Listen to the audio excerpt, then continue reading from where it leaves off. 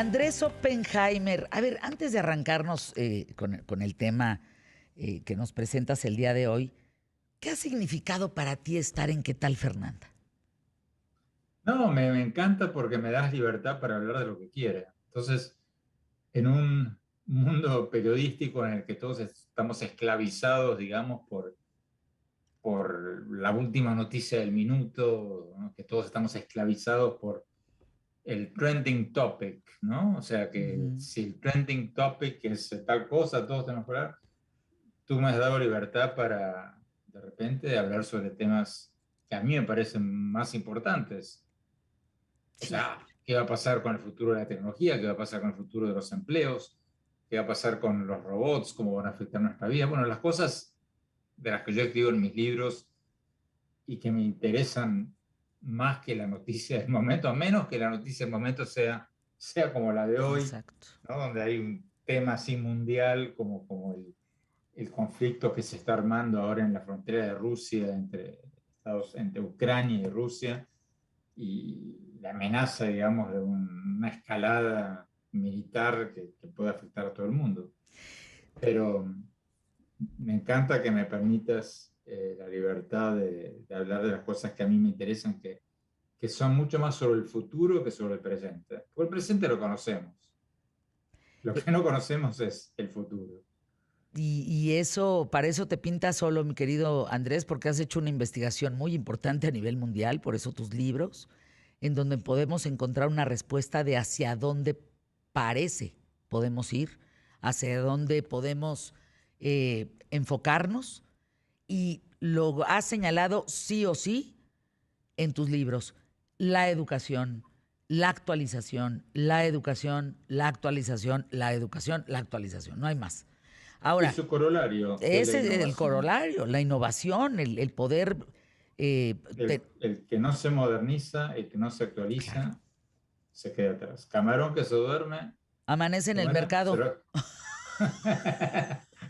Se lo lleva la corriente. No, camarón que se duerme, amanece en el Está mercado. buena, ¿No? está buena, te la voy a robar esa. Róbamela. Oye, Andrés, querido, a ver, platícanos, por favor, para que estemos al día de este tema que es el presente.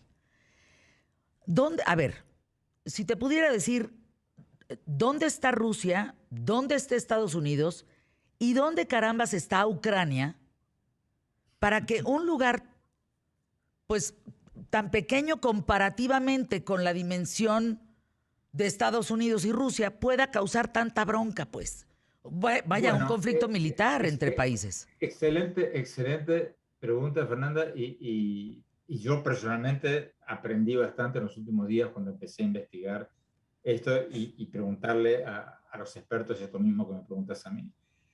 Resulta que Rusia, Vladimir Putin, están desplegando tropas en la frontera con Ucrania, 100.000 tropas, diciendo de que Europa y Estados Unidos están avanzando sobre las fronteras rusas.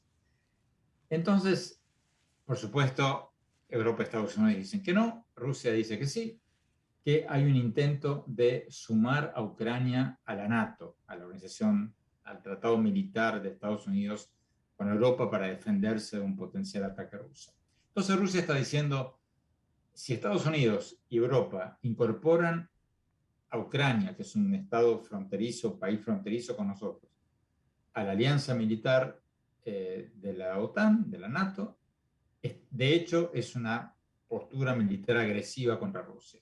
Y nosotros vamos a actuar proporcionalmente. Incluso, Fernanda, y Ujú. esto me llevó a escribir sobre el tema este fin de semana, eh, amenazaron, hicieron veladas amenazas, el vicecanciller ruso eh, Sergei Ryabkov dijo a la televisión rusa que no puede descartar mandar tropas rusas a América Latina en el Válgame, contexto de este conflicto. O sea, válgame. tú te metes en mi patio trasero, yo me meto en tu patio trasero.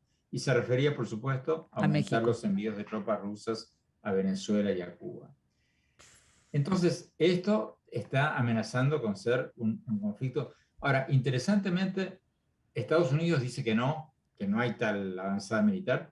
O sea, recordemos que hace 7 años Rusia invadió Crimea, una parte de Ucrania. Ujú. Esto no sería nada nuevo. Entonces Estados Unidos dicen, acá los rusos están invadiendo países europeos como Ucrania, y bajo la excusa de que habría supuestamente un complot militar, una escalada militar contra Rusia. Ahora, es un problema muy complejo, Fernanda, porque hablé con un amigo que vive en Moscú días atrás, y él me decía que la postura de Putin sobre Ucrania es muy popular en Rusia, porque los rusos, dice, háblate con cualquier ruso en la calle y cualquier ruso te va a decir que su padre luchó contra la invasión alemana, su Anda. abuelo luchó contra la invasión japonesa, su bisabuelo y todo hasta llegar a los mongoles. Entonces Rusia tiene muy metida en la psique colectiva el tema de las invasiones extranjeras y considera que los estados que están alrededor, los países que están alrededor de Rusia, son zonas de contención, esferas de influencia en las que nadie se puede meter porque eso ya sería una amenaza contra la propia Rusia. Y de ahí viene esta serie de acusaciones mutuas entre Estados Unidos y Rusia. Estados Unidos, Rusia dice nos quieren invadir. Estados Unidos dice no, nadie te quiere invadir, tú estás invadiendo otros países. Por ese concepto que tienen los rusos de tener que tener una zona de influencia que los proteja en contra de potenciales invasiones. Ahora, El hecho, sí, también, perdóname, pero a ver, algo que me parece importante señalar, históricamente, Hitler no pudo invadir Rusia. Napoleón no pudo invadir Rusia por un tema de frío, básicamente.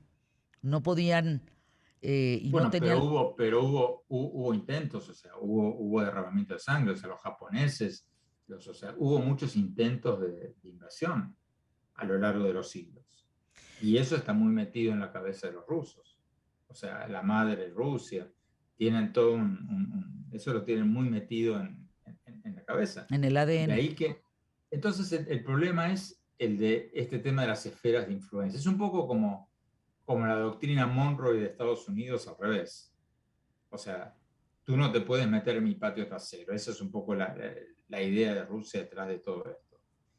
Y entonces, Fernanda, lo que a nosotros nos puede implicar o repercutir directamente en América Latina es esta amenaza velada de que Rusia mande más tropas a Cuba y a Venezuela, lo que algunos dicen podrían llevar a una repetición de la crisis de los misiles rusos en Cuba en 1962, donde el mundo casi va a una guerra nuclear porque los rusos llevaron armas nucleares a Cuba.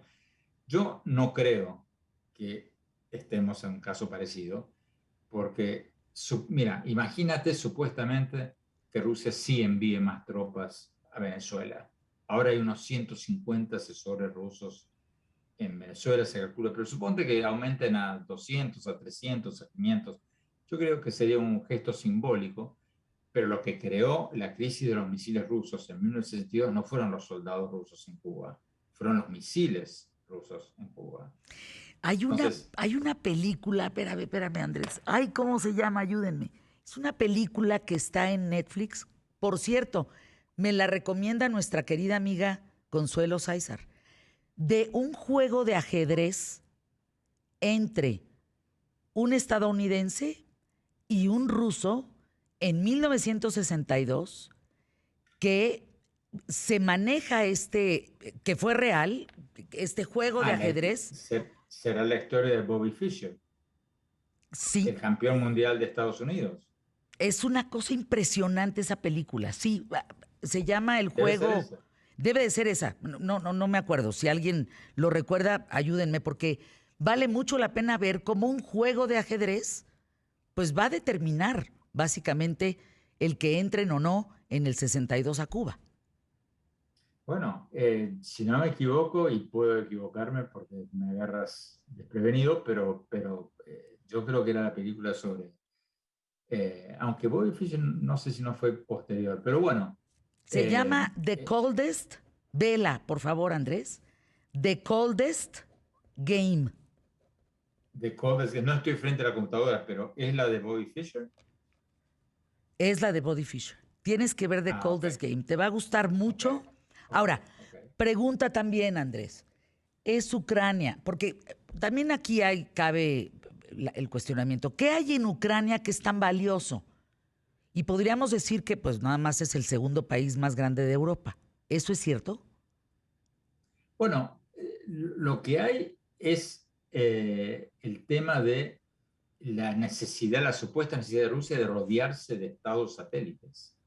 La Unión Soviética tenía un cinturón de estados satélites. Polonia, Ucrania, Bielorrusia, o sea, todos esos países eran países satélites. Y los rusos con eso se sentían cómodos, que nadie los iba a invadir, porque antes de invadir Rusia tenía que invadir Polonia, Ucrania o cualquiera de esos.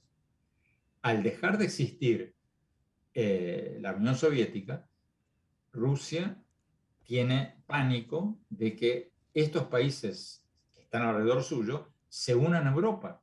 Y los ucranianos quieren unirse a Europa. Europa les dice que no, porque tiene miedo a la reacción rusa. Porque acuérdate que los europeos dependen de los gasoductos y del gas que les manda Rusia. Pero entonces Ucrania está ahí en la mitad, y lo que tiene de importante es que para Rusia es un tema vital. Entonces, yo repito y sintetizando, Fernanda, no creo que esto llegue a una escalada militar en Venezuela y en Rusia que podría afectar a los países vecinos de América Latina, pero es un tema que hoy día está número uno en la agenda de preocupaciones, claro, digamos, de cualquier diplomático del mundo.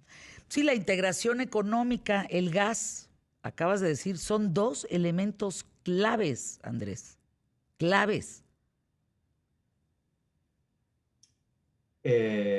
Ahí está la necesidad de Europa de defenderse después de lo que pasó en Crimea. Porque, ¿qué pasa, Fernanda? Estos países tienen minorías rusas. Crimea era un lugar con una gran población de habla rusa. Ucrania es un país que en su frontera con Rusia también tiene una minoría que habla ruso.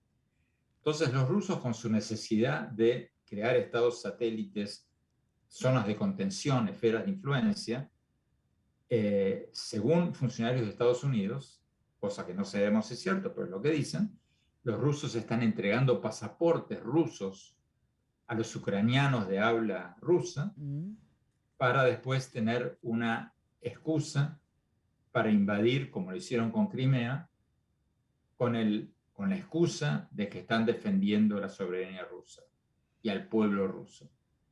Muy complicado. Andrés, es un deleite escucharte. Cada día aprendemos más contigo. Te mando un abrazo con mucho cariño. @OppenheimerA. Próximo lunes contigo. Gracias, Fernanda. Un beso grande. Ay, igualmente. No. ¿Qué tal el asuntito este de Ucrania? El asuntito que pues es un asuntote. Amenazas por todos lados. Qué barbaridad.